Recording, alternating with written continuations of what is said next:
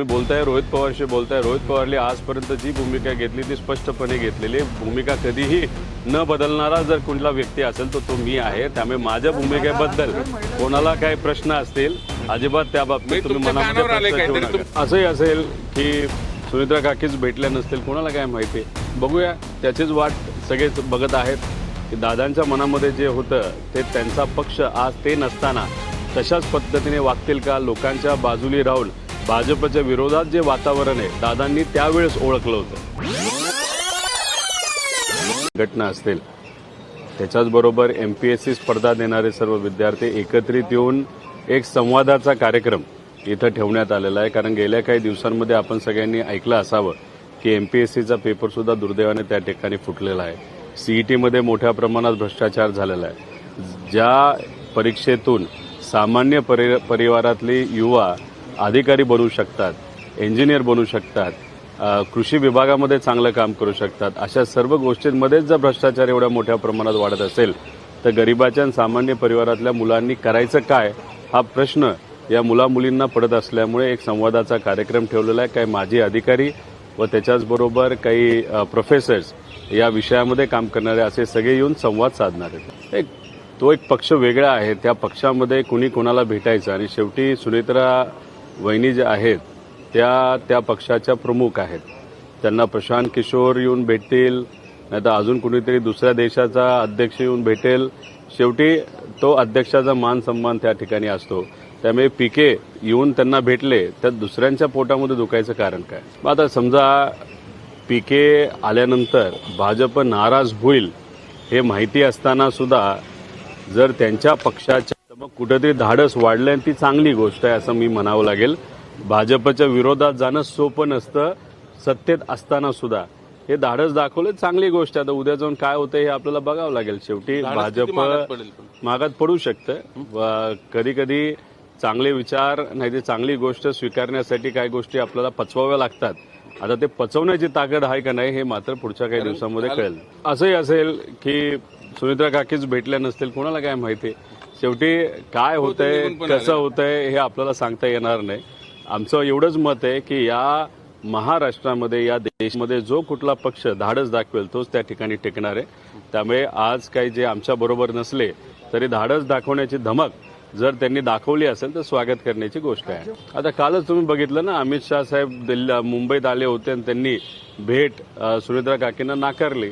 त्यामुळे एवढं महत्वाचं खातं मिळेल असं वाटत तरी नाही. खरं तर हक्क हा अजितदादांच्या पक्षाचा आहे. अजितदादा नसताना मात्र कुठं ना कुठेतरी हळूहळू त्या पक्षाची ताकद कमी करण्याचा भाजपने प्रयत्न केला. हे आम्ही आधी अनेक वेळा त्या ठिकाणी बोलून दाखवलेलं आहे.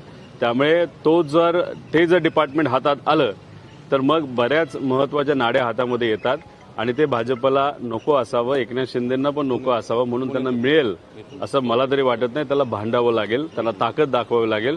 काही प्रमाणात ती चुणूक नाहीतर ती ताकद अप्रत्यक्षपणे काल परवा दाखवलेली दिसतीये. तर किती दिवस ते दाखवू शकतील आणि स्वतःचं हक्काचं खातं आपल्याकडे परत घेतील हे आपल्याला मात्र येत्या काळामध्ये बघावं लागेल. बघूया, त्याचीच वाट सगळेच बघत आहेत की दादांच्या मनामध्ये जे होतं ते त्यांचा पक्ष आज ते नसताना तशाच पद्धतीने वागतील का. लोकांच्या बाजूनी राहून भाजपच्या विरोधात जे वातावरण आहे दादांनी त्यावेळेस ओळखलं होतं. तुम्ही बिहारमध्ये आता जे देशाचे भाजपचे अध्यक्ष आहेत त्यांच्याच मतदारसंघ तो हरले भाजप. त्याच्याचबरोबर या देशामध्ये युवांनी काय केलं हे सगळं दादांना आधीच कळालं असल्यामुळे दादा भाजपच्या कट्टर विरोधात त्या ठिकाणी झाले होते. दुर्दैव असं तो दिवस बघायला दादा आज नाहीयेत. आज दादा असते तर आम्ही सर्वजण मिळून नक्कीच भाजपला पाणी पाजलं असं हे मात्र त्या ठिकाणी खरं आहे. प्रशांत किशोर हे कुठं प्रशांत किशोर बद्दल जे बोललं गेलं याच्यातून कुठेतरी पारला टार्गेट केलं असं मी म्हणणार नाही. खरं तर मोदी साहेबांना टार्गेट केलं. 2014ला या देशामध्ये सत्तेत यायला भाजपला सगळ्यात महत्वाचा जर कोणाचा वाटा असेल तर तो प्रशांत किशोरचा आहे, सगळ्यांना माहिती आहे. त्यामुळे तटकरे जे आज बोलले ते कदाचित प्रशांत किशोरला टार्गेट करत असताना भाजपलाच बोलले का काय हा प्रश्न त्या ठिकाणी निर्माण होतो.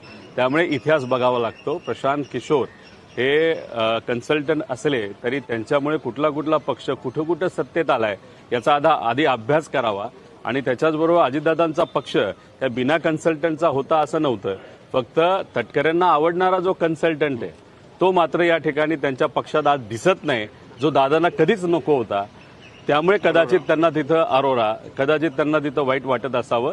दादांबरोबर काम करत असता अरोरांनी 2 विमानं विकत घेतले आणि मग दादांना कळालं की हा नुसता पैसेच ओरबाडतोय, काम तर काय करे ना, म्हणून त्याला घरी बसवलाय. आता प्रशांत किशोरला घेतलंय का नाही घेतलं हे मला जास्त माहिती असण्यापेक्षा अजितदादांच्या पक्षाचे जे आज प्रमुख आहेत सुनेत्रा काकी त्यांना जास्त माहिती असावं.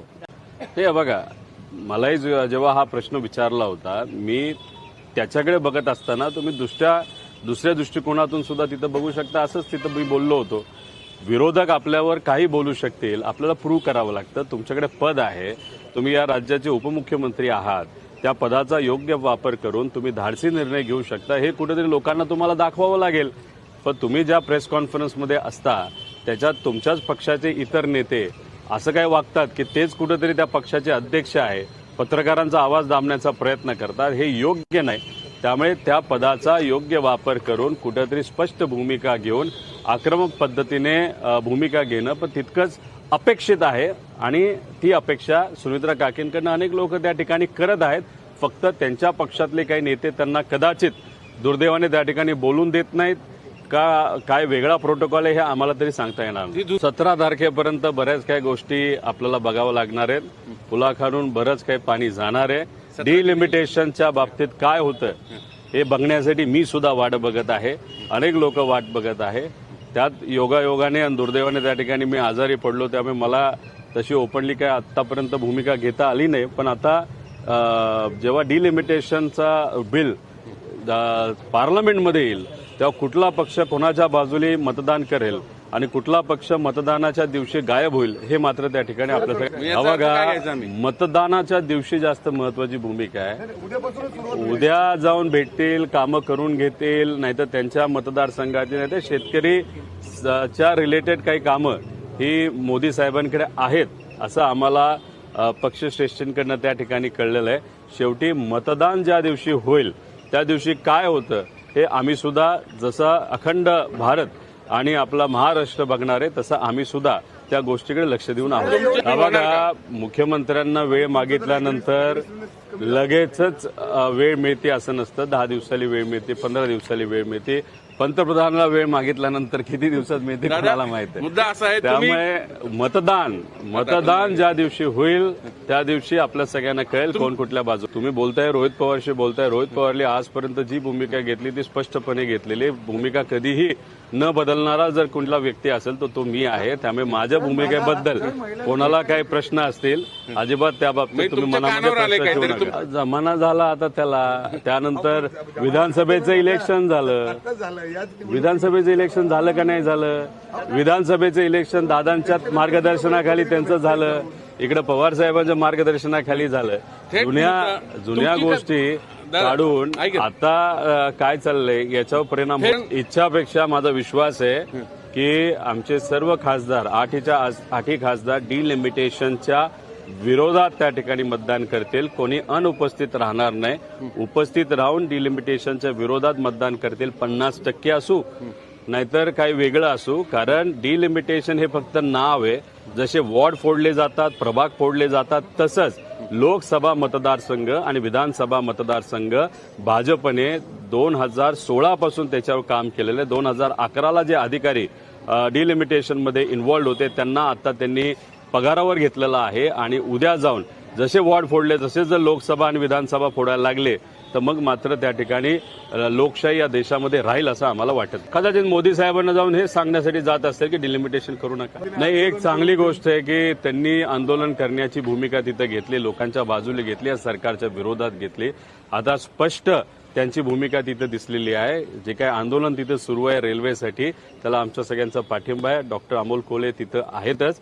त्यामुळे आता असं जाणवतंय की कुठेही या राज्य सरकारकडनं, केंद्र सरकारकडनं आपल्याला करून घ्यायचं असेल तर आंदोलनाशिवाय दुसरा कुठला पर्याय नाही. हे सामाजिक कार्यकर्ते आहेत. आजपर्यंत त्यांनी आंदोलन जे केलेलं आहे त्यांनी स्वतःच्या इच्छेने व लोकांच्या पाठिंब्याने तिथं केलेलं आहे. याच्या पुढचंही आंदोलन त्यांचं तसंच असणार आहे. काय भूमिका घेतात, कसं घेतात हे आपल्याला त्या ठिकाणी बघावं लागेल. पण आज जे काही आपला लढा लढायचा आहे ते शिक्षणासाठी आणि रोजगारासाठी येत्या काळामध्ये मोठ्या प्रमाणात लढावं लागेल. आम्ही सुरुवातीपासून हेच सांगत होतो, जर आपल्याला मराठा समाजाला आरक्षण द्यायचं असेल तर कुठल्याही समाजाला आरक्षण द्यायचं असेल तर आपल्याला पार्लमेंटमध्ये जाऊन तिथं मोठ्या प्रमाणात बदल हे सगळ्यांच्या मतदानाने त्या ठिकाणी करावे लागतील आणि जर तिथं घटनात्मक बदल झाला तरच आरक्षण आपलं कोर्टामध्ये टिकणार आहे. जे काही गेल्या काही महिन्यांमध्ये वर्षांमध्ये झालं त्याच्यामध्ये फक्त एकच गोष्ट मोठ्या प्रमाणात झाली, एक तर फसवाफसवी झाली आणि दुसरं दोन समाजामध्ये तेढ निर्माण झाला आणि दोन समाजामध्ये इतका तेढ निर्माण झाला त्याचा राजकीय फायदा जर कुणी घेतला असेल तर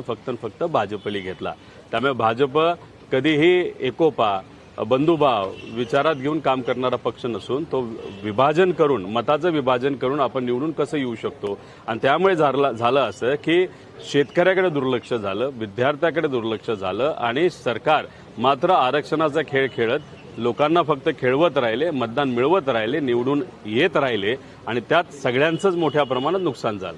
नाही, तुकाराम मुंडेंचं जे काम चालू आहे ते चांगलं काम चालू आहे. त्यामुळे बऱ्याच ठिकाणी संवादाचे कार्यक्रम त्यांचे सुरू आहेत. मीडियामध्ये जर आपण बघितलं तर त्यांचे वेगवेगळे इंटरव्ह्यूज तिथे सुरू आहेत. फक्त मला प्रश्न एकच पडतो की एकच अधिकारी असा आहे की जो चांगलं काम करू शकतो, बाकी अधिकारी काय करतात? आणि सरकारला जर असं वाटत असेल एका अधिकाऱ्याला प्रमोट करून की बाकीच्या विभागामध्ये जे काही सरकार कमी पडतंय त्याच्यावर पडदा टाकला जाईल, हे तिथं चुकीचं आहे. त्यामुळे आम्हाला जे जाणवतंय सहसा मुख्यमंत्री असतील ना तर कुठलाही नेता एखादा अधिकारी जर खूपच पुढे चालला असेल तर तिथं त्याला थांबवलं जातं, पण इथं ते थांबवलं जात नाही. त्याचं कारण असं आहे की सरकारच हे सगळं करतंय असं सरकारला कुठेतरी वाटतंय, पण लोकांना कळलंय की हे सरकार करत नाही, हे प्रशासन करतंय. त्यामुळे जर सरकारला असं वाटत असेल एका प्रशासकीय अधिकाऱ्याला पुढे करून आपल्या बाकी विभागामध्ये जे काय आपण खराब काम करत आहोत त्याच्यावर पडदा टाकू शकतो, असं नाही. सरकारमध्ये इतर विभागामध्ये सुद्धा काही ठराविक ठिकाणी चांगलं काम चालू आहे, बहुतांश ठिकाणी फार खराब काम चालू आहे. त्यामुळे आम्ही त्या विषयाकडे पण लक्ष देऊन काम करणार आहोत.